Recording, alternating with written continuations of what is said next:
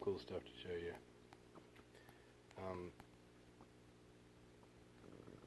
This is a continuation of the basic MagAmp functionality, and ironically I've come to realize that this setup is really no different than what I was doing when I had two of these toroids hooked together. It was almost exactly the same setup. So I went ahead and I added series capacitance from the source, 5 each in series with the coil, so the reactance is very low. The amount of current that goes through there, I was reading pretty low. I got the kilowatt meter out here, but it's not that significant. Like 3 watts on standby. And we've got the oscillator signal generator controlling a 3055 up there that is performing the control that the DC charge saturation, controlled saturation of the 2 cores, compromising the other half of the magnetic reactor. So at very low frequencies of 1 hertz to 2 hertz, I'll show you on sine or square, and then as much as 30 and 60, you can hear some harmonics. Inline up here, just like before, was a capacitor. I used to have another one here too, so I may do that still. But I have this one here in series, and then there's a speaker, an 8-ohm speaker hooked. It's a 10-inch subwoofer off a guitar amp in parallel with that. And this is the 44-volt line output from this toroid here. You can see the 44 there. So current, it looks pretty decent. But I want to show you, just like before, I got to get it kicked off. I got the kicker here that works the same. There. So now this transformer is vibrating. Let me take that off. Now you can hear it. This is just vibrating by itself. This is my damper. I've got a 40-watt bulb that I'm just using across this side of the AC side of the transformer and whatnot.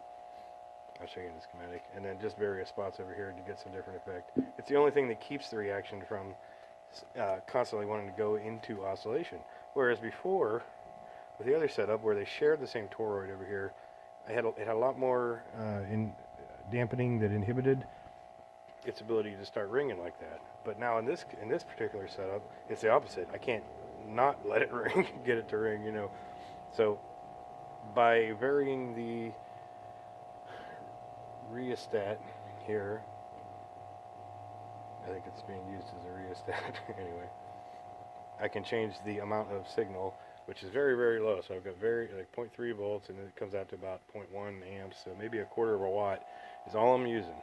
So instead of the traditional approach of fully saturating the DC side and then allowing the AC to counteract it, we're allowing the AC side to fully saturate these cores normally as intended, and only using a very small amount of DC charge to slowly vibrate or fluctuate or push back on the AC reactive field that's going this way. So as you can hear in this 10-watt speaker here, this is a monster, by the way, side of a guitar cam, so I don't know how many watts they are, maybe 40 or 50 watts, but interestingly, hold on one sec. There we go. Implements of minor dampening support allow the dome to sit right out of the way. So anyway, we got to hook our scope back up here. So now I'm going to hook up these 2 sides. Right now that was just this running. So I'll hook these up, and I know it's getting louder, but you see right away what kind of signal we get, what kind of gain on the amplitude now. That scope's reading right off the speaker down here, so it's right off of this parallel with this capacitor here. You see I can put the dampening on. Here how it changes the signal, it kills the amplitude. So take note of that for later. Anyway, now I'm going to bring up the voltage from the, wait a minute, that's not what I wanted to show you.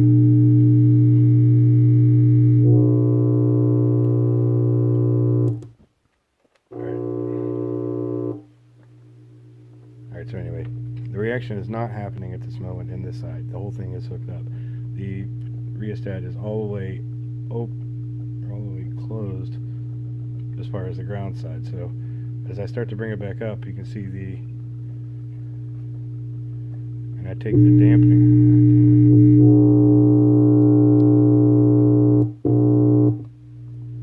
Yeah, like I said, it's very picky. What I'm trying to convey here is that when I give it just a little bit of resistance here, if it's all the way open, it doesn't work. If I give it a little bit, I'll remove. It's not going to behave. What I was able to do was to get this to a threshold where I could cause the shock wave to happen.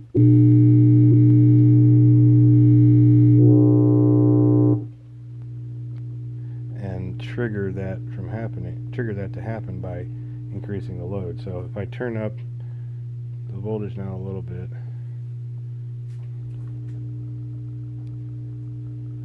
and you see what happens. I bring it all the way up. So this is just DC here, obviously. This is not even turned on because my thing's not on. So I'm going to put 1 hertz into it. And come over here and bring this back down. And you can see here the waves start, the counteractants start to affect the 60 hertz line noise. This is line noise from the 60 hertz thing that we're hearing directly from there. So the more I increase here, the tighter the off period gets. So it completes the tapered gradient all the way down back to 0, as opposed to taking it up farther, and it only slightly pinches it each time. So I can get all the way down here, and I can go up to some different. So this is a 2 hertz sine wave modulation coming into this side of the at the same time. So I can get up to 7, you know, I can smooth it out by turning this back down.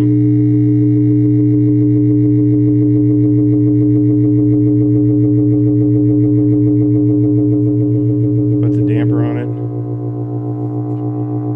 Get a little better control. Well, maybe. Let's see if I can get it up to, let me take this back off. I'm going to get it up to 60 hertz. So you hear about 30 that there is a 5th harmonic secondary vibration happening in here from the 60 hertz.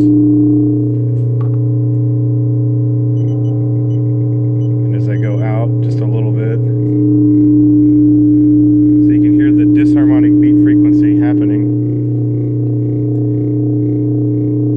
And I can reduce that a little bit by taking some of the dampening off, or putting more dampening on. I'm not sure at this point.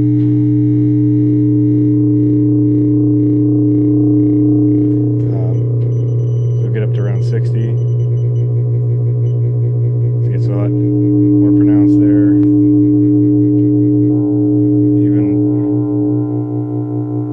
Even affects the dampening. I'm going to give it a little bit more. Too much, and it really just kills it. So there's no point in really cranking up the DC pulse going here. That transistor stayed really cold for quite a while. And I'm only using 2 volts amplitude on the output signal.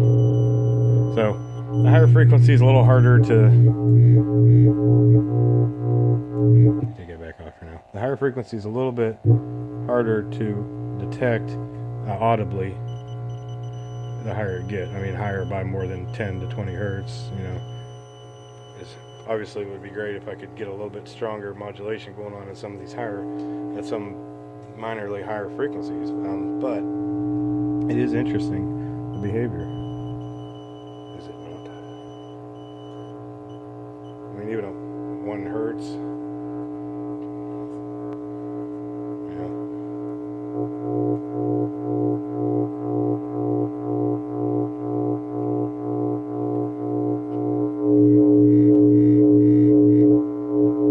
And then I can also like kind of partially coil short over here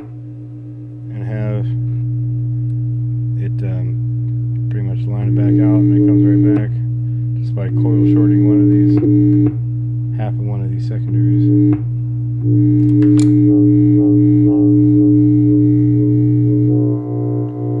Pretty wild, huh?